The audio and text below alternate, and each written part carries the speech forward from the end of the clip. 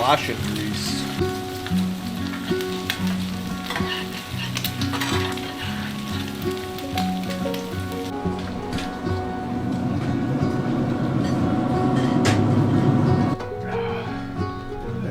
Steak? I guess no Isaac around. We gotta have Ryan cook for us. Don't let him know I'm just a little bit better than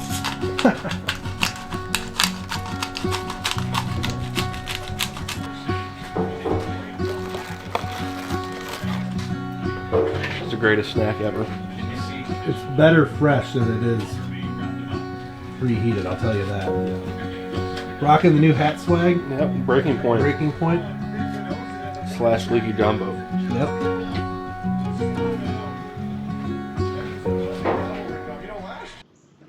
All right, guys. $3. One day. Same tree. Same tree. Oh my God, I'm so Woo!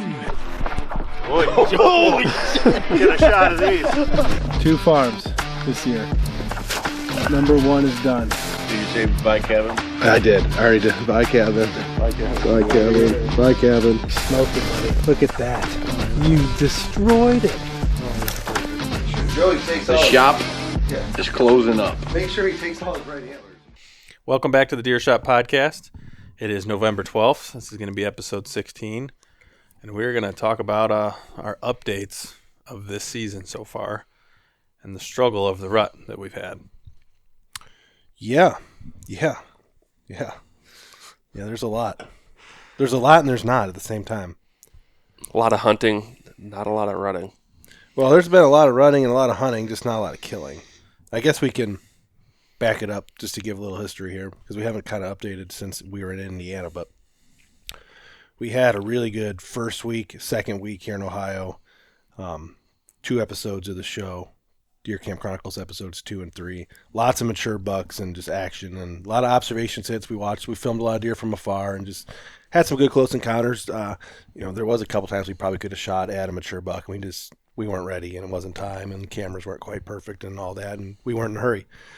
And then we weren't sure what buck it was. And then we had a week where things really slowed down. Your October lull, which doesn't exist, but that time period, it got real slow for a little bit there. We moved a bunch of cameras around, and our hunts were just kind of uneventful, and things were looking a little bit bleak for a minute there. Then we went to Indiana, and the weather was awful there. Had a great time, but the weather was awful there while we were there. And even though the weather was also awful here, our cameras back at home just went nuts when we left. And it was the best thing we could have done for the farm because we went like 7 days without hunting and a whole bunch of deer moved in from afar. We kind of went into this season with like 4 or 5 bucks kind of on the hit list, 3 or 4 bucks kind of on the hit list. 3 for sure, a couple more that were in between. A couple that are definitely not on the hit list, but they're mature 3-year-olds running around that we've actually seen quite a bit and have been passing on.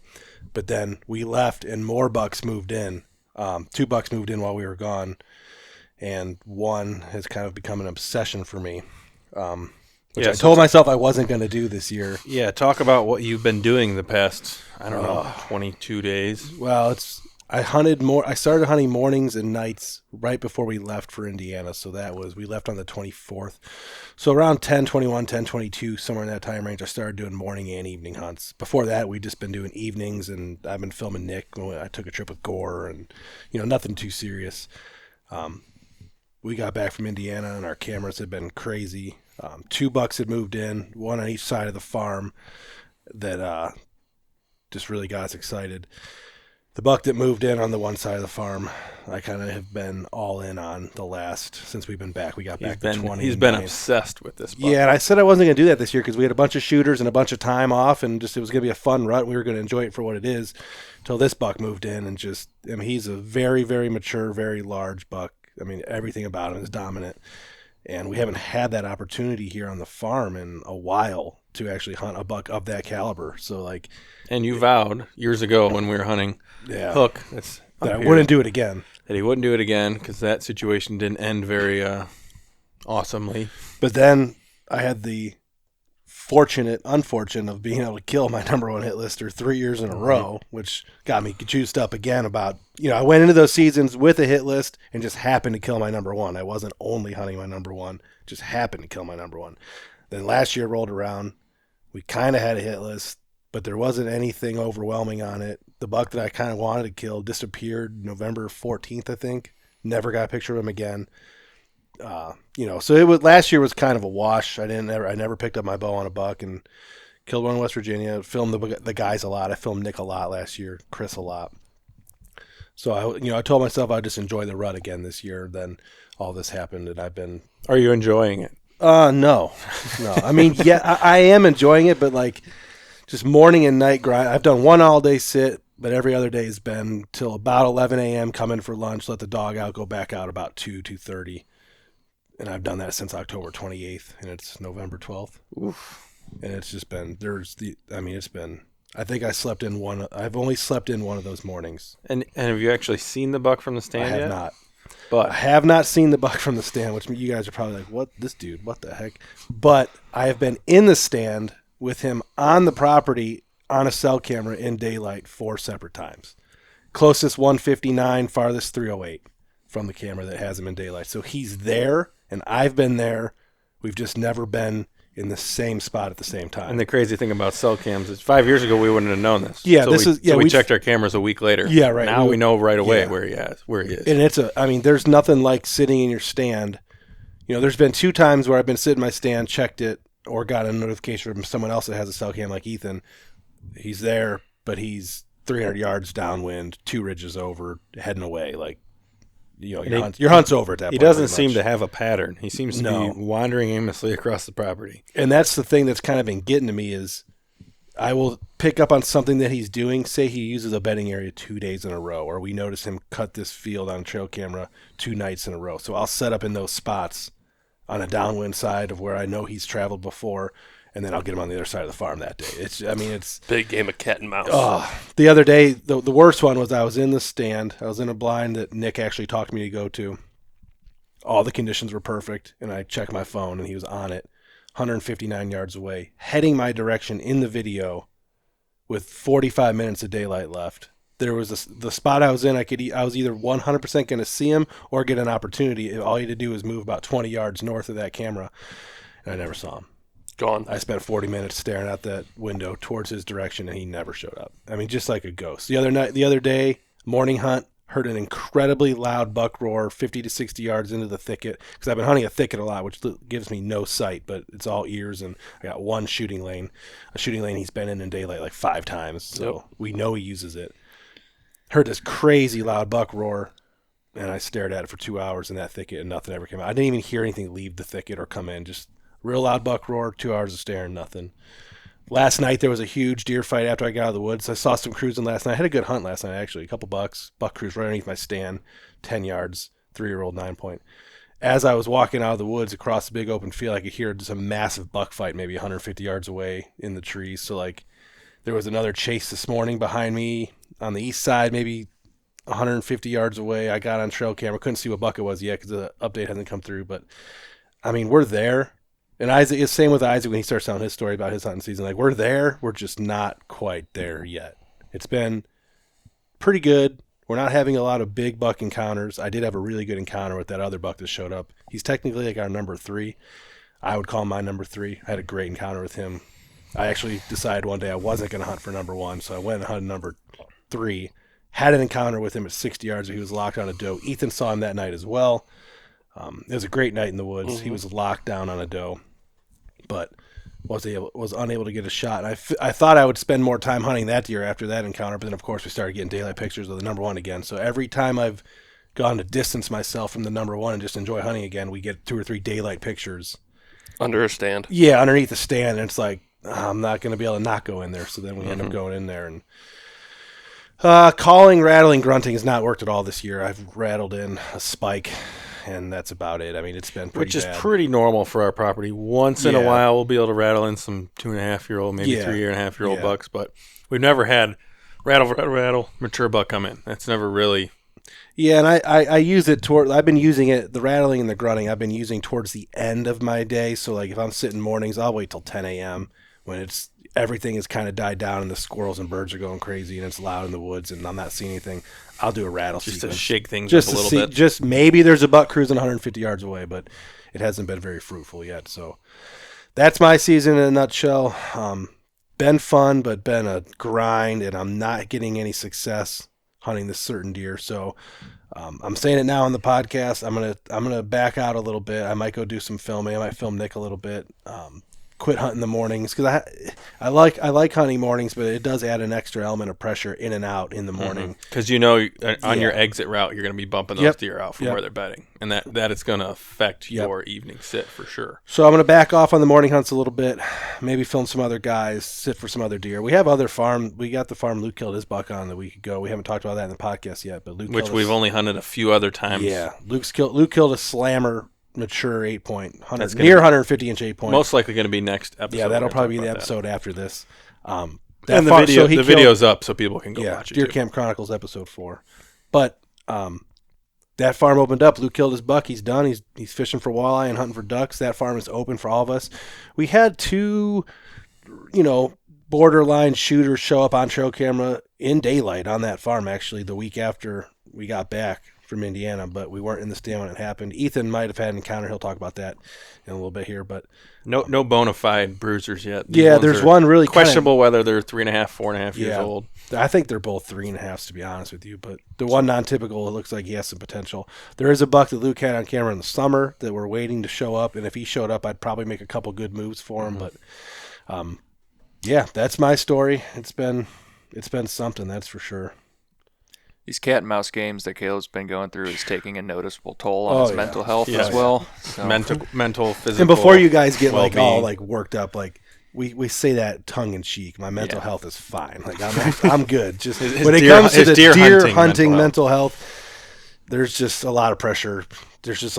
I feel a lot of pressure on me this year, and then this deer shows up, and I wanted, obviously you always want to kill the biggest buck you can and do it the way you want to do it, and here we sit. So.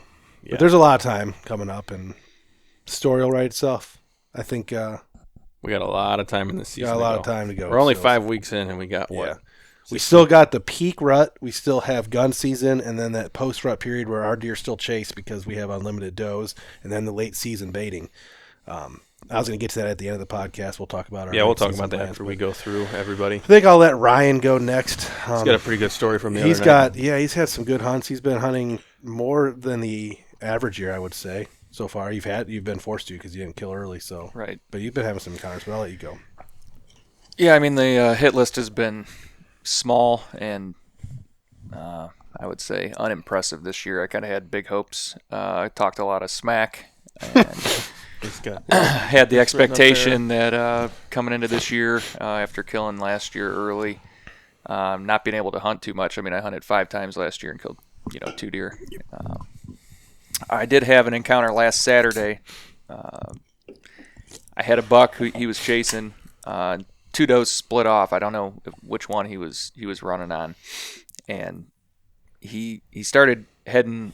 I guess he was going west. He was going to exit the woods and kind of walk into a standing cornfield where I kind of saw him enter. When he entered, he went north and he kind of left my sight, and he ended up taking that route, and I was trying to range a spot that he was going to be at, and apparently Luke gave me some courage to take a shot that was farther than I'd, definitely plan on taking.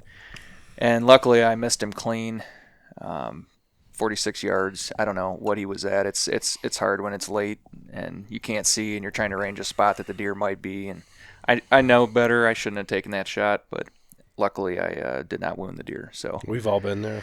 Yep. But it's definitely a heat check type moment. Whoa. Especially when you miss, that instant feeling you get right when you missed. You're like, why did I do that? Yeah. So the deer was rather unbothered. He didn't really know what happened. The only thing, he's sitting there staring at my Illuminoc, that's just lit up, sitting there on the ground. But he actually kind of started to make his way back to me and ended up chasing those does in that block of woods. I got to the base of my stand and he was still chasing, 40, 50 yards from me. Didn't really know what was going on. So I didn't really spook him out of there. And last night I guess crossing the road, driving down with my truck. I had This is at a different farm, right? different farm, different farm preference. I had a nice buck chase a bunch of does right in front of my truck. They were heading into the block of woods that I was going in to hunt. There's a primarily large enclosed field that I can see about 900 yards across, and there was 2 very large deer that were kind of chasing a doe, and they ended up running north into that block of woods. Now it's pretty far east, and a couple hours after, I had a couple smaller bucks come in, and all the deer that I've seen on that property, they've been moving east to west. They always come from the east, and this is the first deer that I've had cross my face, and as he came in, I just saw, mostly his left side, large 2s, large 3s, large 4s. Turn around, grab my bow.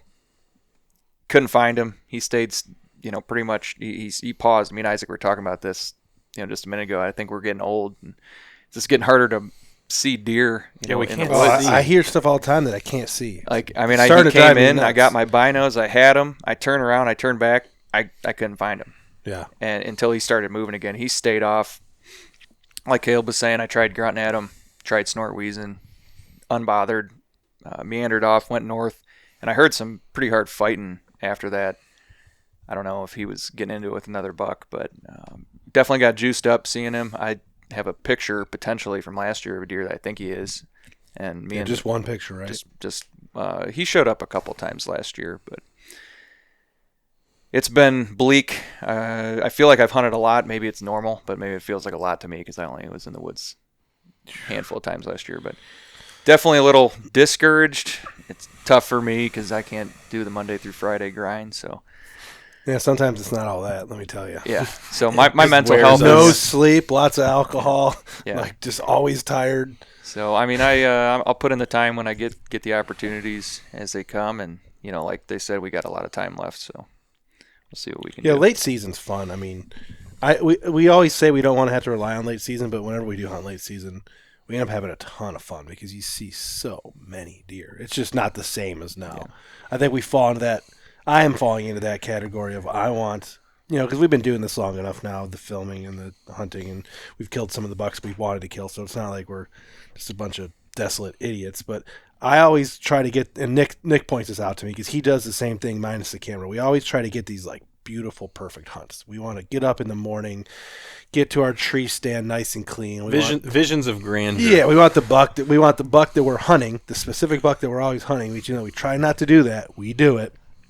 To walk by at 20 yards and work a scrape and just get whacked on film. Run off trail 60 yards and die. Trail camera, second angle, run off and go down a hill, think we hear him crash, like go get the boys. Like we want that so bad because that's why we do all this stuff, for that enjoyment of just you and your buddies in the woods with the deer.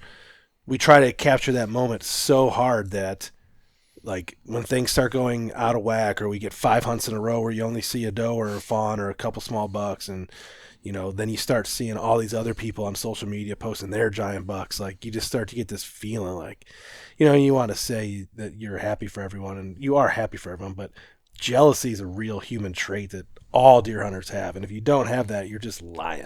Like, don't pull my dick. Like, you are lying if you say you don't have a little bit of jealousy. Space, for sure. Especially with the way social media is now, and we're like balls deep into social media with what we do. Of course, there's a little bit of jealousy here and there, and it's not true.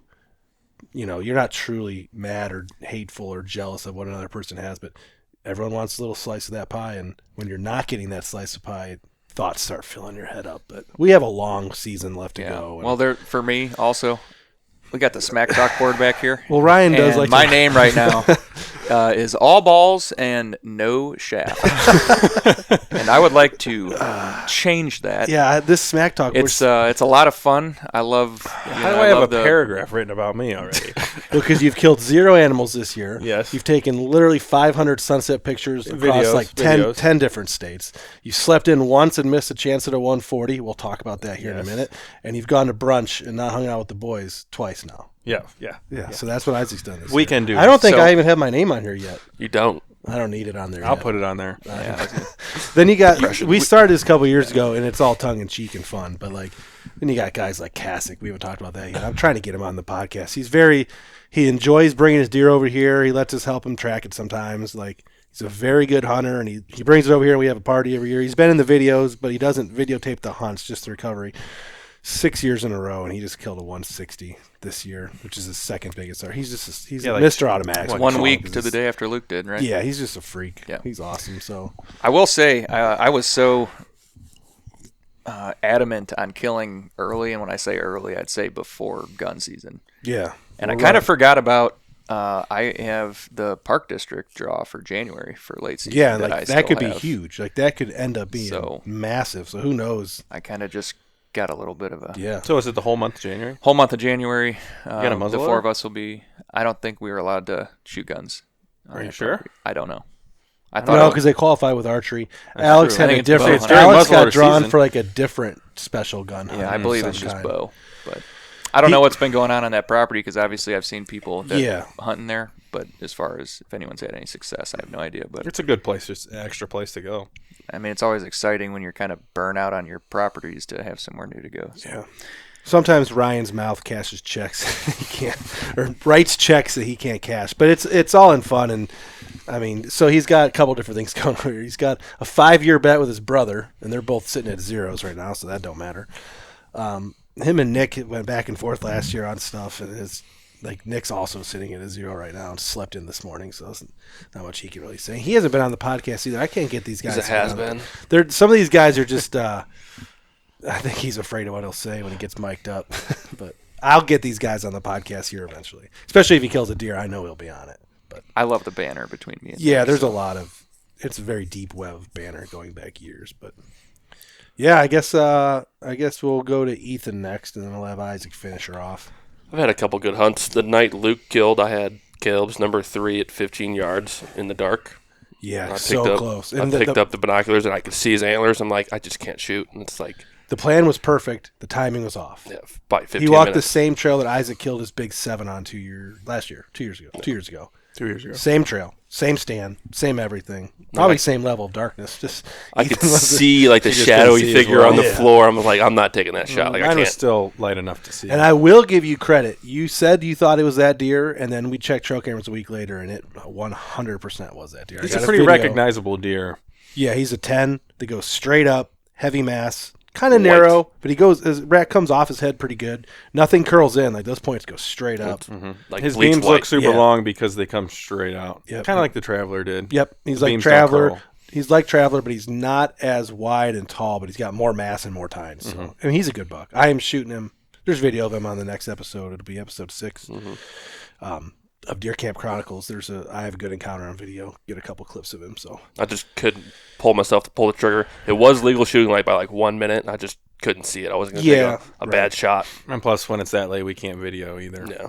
the manual settings, I know we talked about this once before. The manual settings have helped me gain. Like I can shoot up to I can videotape a shot with a bow probably up to about 5 minutes before shooting light ends. And with my camera, if I'm zoomed all the way out, so it's not going to be the Yeah, best footage. yeah. I can see up until I can see. My camera can see as long as I can, so at least I can film as long as I can. Yeah, shoot. right. And mine's not going to be able to zoom either, obviously, but I can shoot straight down, 20-yard shot. You'll be able to see the deer. You'll be able to see everything clearly. I mean, not super crisp, but it's just distinguishable now with the manual settings. But And then last weekend on Luke's farm, I had the encounter with a new buck yeah, before legal. before legal, like 10 minutes before legal. It just comes trotting in 15 yards. I could see his shadow. I'm like, I can't film it. Not enough light. He's been crushing this food plot. Yeah. Like during the rut, he's been stopping by Luke's food plot and just taking big old chunks of brassicas. I got a skyline. He saw me instantly. Like he in the food plot and then looked right up at me. I think that's going to property's going to work a lot better in a couple weeks. Yeah.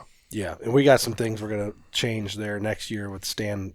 Like, we're still learning it. We've hunted it for probably 5-6 years now. That was Luke's buck was the first big buck we've taken out of there. We've killed does, plenty of does out of there. Still kind of learning how it sets up perfectly, and I mean we're dialing it in. Mm-hmm. So They're there. We're just And then the same weekend had an encounter with Splits, a different buck. yeah, he got some video footage of him for the next episode. I He's- saw that he's one same of our- morning. I saw him. He's one of our 3-year-olds. Yeah, he's one of the 3-year-olds. We have 2 3-year-olds. We call them Splits and Hippie Buck. One's got split G2s and one's got split G3s. These are just the bucks we hope survive. Yeah, we would love for them to Hippie survive. buck's not going to survive. He is a traveler. Yeah, he likes to roam. 3.1. We got them 3.1 miles apart on trail camera so far this year. It's It was crazy. 2.6 in the summer, and now it's 3.1. Yeah, because he straight line this summer, 2.76 miles. He was feeding one of our bean fields, feeding this other bean field. Video footage of him in this other bean field, 2.76 miles away. And then this year during the rut, he's increased that distance. I've getting him on some other cameras on some other ends of the farm, so up to 3.1 miles. He's gone this year. And he's still quite regular. I mean, every day or two he comes through the farm. That's another thing I've noticed. That's an Ohio thing, I think. It's waves. These deer come in waves. So, like, my number one, he'll show up for like a day or two and then be gone for 3. And then a day or two, daylight and night, gone for 2. And it comes in waves. That 10 point that we're talking about, he's very consistent. And we had him a couple days in a row, but then he also will go away for a day or two. And I think that has a lot to do with the area we're in, because our deer act more like suburb deer almost around here because there's so much interaction with people in their backyards. Yep. So their home range, they'll be walking through 50 different people's backyards. We don't have those giant farms like they do in Iowa and Kansas, where a deer can move around naturally, not get bumped by people. Our deer are going from thicket to cornfield, through people's backyards, getting corn pile. bumped by people. To preface, we're not suburb by any means. I mean, we're rural out here, but we have country roads, and every 400 feet out here in the country, there's a homestead of some kind. Someone owns 10 acres and a house, and then as they go along, and so against the roads, there's a lot of houses, and there's huge blocks of woods and field in between the roads. Like the block of woods on our north side is 700-800 acre singular chunk of timber with some fields around the edge. But it also consists of 35 different properties. Yeah, like 35 guys with corn piles in that 700 acres. Yeah. And then, the next block over is actually more field. So it's a 700 chunk, and 500 of it's tillable with only 200. And then, the next block and the next chunk. So it's not, when he says suburb deer, we're not hunting Akron, but no, we're definitely not hunting in the they city. do have a lot of human interaction for sure. And roadways are just northeast sometimes Ohio. It's weird because some deer, the roadways are a barrier. It's true. Like there are deer that we will not have on the other sides of roads. They won't cross them. But then other deer just every day they're crossing the road. But there's also Crossing deer every day. where certain roads are barriers, because we've had deer cross roads, but not certain road. Yeah, I'm not saying a deer will stay in between all the roads forever, but there's just certain roads for whatever reason. If I have a camera 100 yards in on this side of the road, 100 yards in on this side of the road, I might get buck A on this camera 37 times and 0 on this camera. And it's just wild that the only difference is a road, and he won't cross it. So, yeah.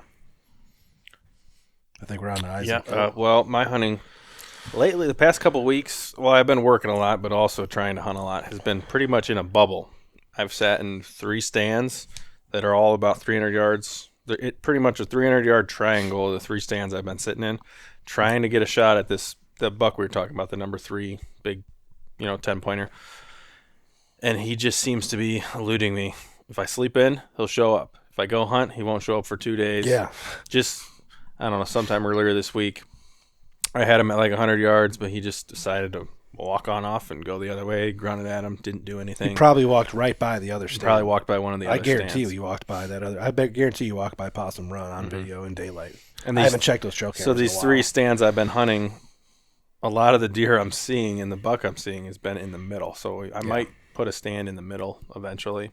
Yeah, I have commandeered 4 of our mobile sets for the buck I've been hunting and put them up in the woods right now. So I have 4 different mobile sets for that one buck, not including the 3 or 4 permanent stands that we have for that deer. Actually, there's only 2.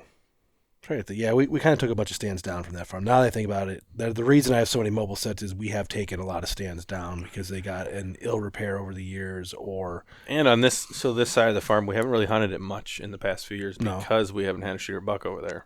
Yeah, it's been a little bit desolate for bucks of that caliber on that area of the farm. So stands got moved out, took some to Southern Ohio, took some to West Virginia. Some got old, a couple got hit by trees, to just get out of shape. But then all of a sudden I needed a bunch of stands. So I put 4 of our mobile sets up for him. We have a couple more laying around.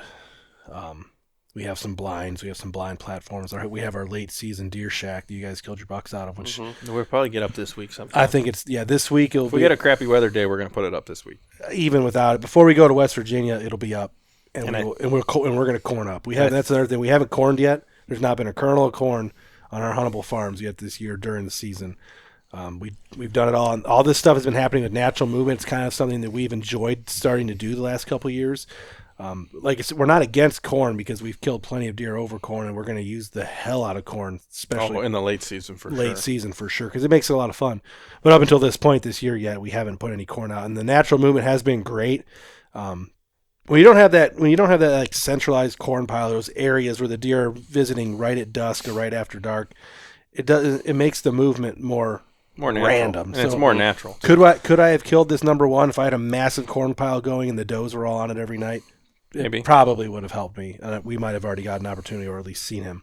But it's fun hunting these deer that are unpressured, not congregated in one spot, natural movement all over the place. The amount of sign that I found on that farm this year, on the South Farm, holy crap, dude.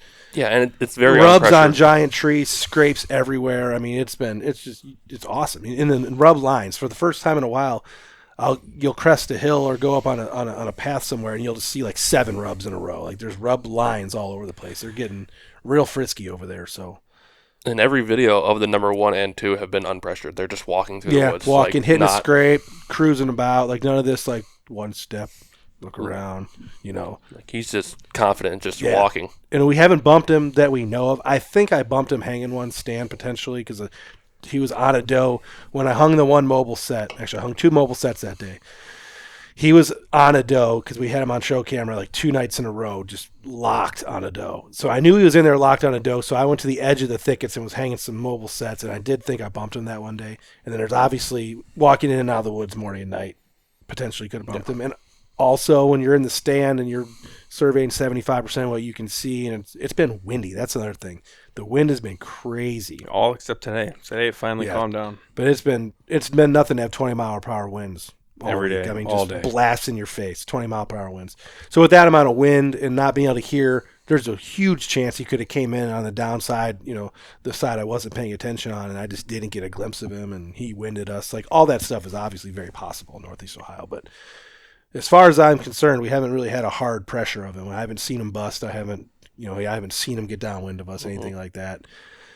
He's been off camera for a couple days now, so we'll see when he returns. He's due to show back up. Yeah, he's due to show up tonight when I'm hunting somewhere else or filming Nick. I think I'm going to try to film Nick tonight. Yeah, so we have 5 more days of bow hunting before we leave for West Virginia, I think. Yeah, and I don't even think I'm going to be able to hunt Thursday, so I got baby appointments. So we got about 4 days of bow hunting the rut. Then we go to West Virginia, so we'll be gun hunting in West Virginia, and we come back, and it's straight into gun season here. So we have 4 days of rut hunting left. Yeah, Wednesday morning is my last day to archery hunt the rut in Ohio. I was gonna say, with the fact that you guys are leaving so soon, I would hunt the mornings for the next few days. Yeah, but I just can't. I got stuff to do and paperwork to do for work, and I got video editing to get done, social media stuff. Like all that stuff has incredibly been lacking because I've been spending but think about how second. much time you put in, and then not pressuring the farm. I'm looking forward to being gone, so the farm will go unpressured for a week again. And the last time this happened, it blew up. I'll be the only one hunting on the weekend. Yeah, so it'll be, and we might even be, depending on the conditions, you could be hunting the other farms or who knows. So it'd be nice to be able to get 7-8 days of no pressure again on this deer, and hopefully have him spend some more time on the farm. And when we get back and the gun seasons come around, because I don't know after West Virginia how much bow hunting I'm going to get in before gun opens up. Well, it's only 4 days, so yeah. And Thanksgiving is one of those days, and there's parties, and I got like 5 parties to go to that week. I think I'm going to Pennsylvania and collecting camps. I don't think I'm hunting. I'm going to go get them, so they don't get stoled. Yeah, for their gun seasons, they open Saturday. And I might go up to Pennsylvania next week during the week, depending on if I kill a buck here in Ohio. That's the kicker. I had grand plans to do some archery hunting in Pennsylvania this year and go up there for gun season this year. We talked about it a lot, and it just doesn't look like it's going to happen. Yeah, well, Indiana sucked the life out of us. You never know what can happen. We could kill tonight. We could kill tomorrow. We could kill tomorrow, and then I'm traveling again. But Indiana kind of sucked the life out of us, and then having these deer here at home, there's no reason to leave, to travel. And we'll see how it goes. Well, that's we're about 30-minute mark. That's our rut update for mid-November. Yeah, we might actually there might be some stuff added to the end of this podcast, depending on what happens tonight. We might do a little podcasting in here tonight.